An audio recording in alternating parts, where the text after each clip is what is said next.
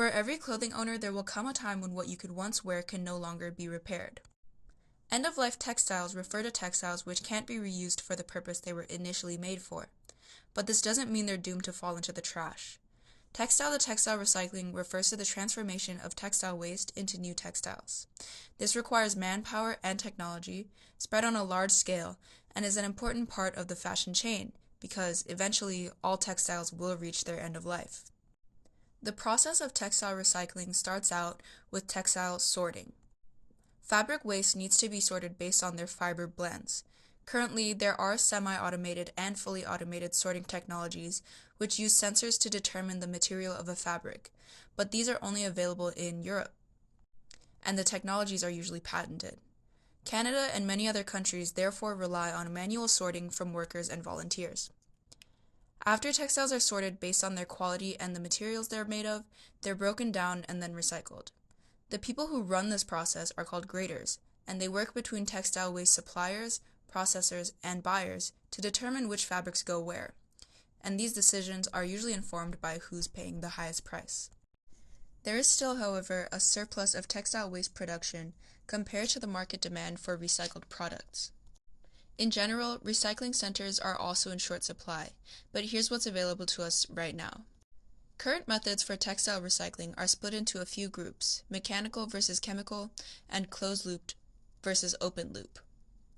Mechanical separation involves shredding and cutting fabric into smaller parts, and this practice has existed for centuries. With this process, fabric has the option to be torn to the point of being reduced to their fibers, or it can be cut into something larger, such as rags. Products of mechanical recycling include felting, insulation, acoustic material, and upholstery, which are less affected by the quality or blend of textile compared to other products. Certain fibers are still more useful and valuable than others. Cotton, for example, 100% cotton, has greater use as rag material because it's naturally more absorbent than other fibers. Mechanical as well as chemical processes can be determined to be either closed-loop or open-loop. Open-loop refers to when processes downcycle their products, meaning that the textile loses a significant portion of its value after being processed, either because their fibers are pulled apart, shortened, or loosened. These materials can no longer be woven or knitted into new fabrics, so their applications are limited. The quality of the textile itself has also gone down. Closed-loop recycling, on the other hand, is when the fibers are respun into new yarn or thread, and in this case, shorter fibers need to be mixed with longer ones in order to make this work. Mechanical separation technologies tend to be unpatented, so this process is used in Canada primarily and is available across the globe. The exact technology used in each factory depends on the best fit for the fabric they receive and for the product they want to put out. Incidentally, mechanical recycling is all that's being done in Canada right now, and chemical recycling technologies have still remained limited to European markets. This is partially because they're all patented by the respective creators. Chemical processes are also relatively new, and they're better suited for pre-consumer waste because of their vulnerability to dyes and unknown treatments. Chemical recycling processes can create new yarn to create new textiles, or they can be used as chemical-based materials to be used in other non-textile products. The plants which are actually doing the recycling, the selling, and the buying of textiles are all private companies, and there isn't as much involvement on behalf of the government in textile recycling as there is in other forms of recycling such as plastic or paper. The Government of Ontario currently has minimal information available regarding how to best recycle our clothes.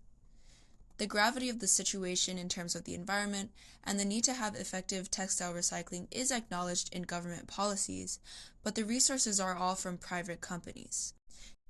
Even for Hamilton's website, which is much more detailed than Ontario's website, all the references that they give us are leading to private companies. Ontario clothing disposal searches usually lead us to clothing donation centers, whose donations are mostly resold to retailers in developing countries. The city of Markham is actually the most involved when it comes to clothing distribution, as they've set up 150 textile collection bins across their city. This textile collection is an important way to ensure landfill diversion and to make recycling easier for the average person.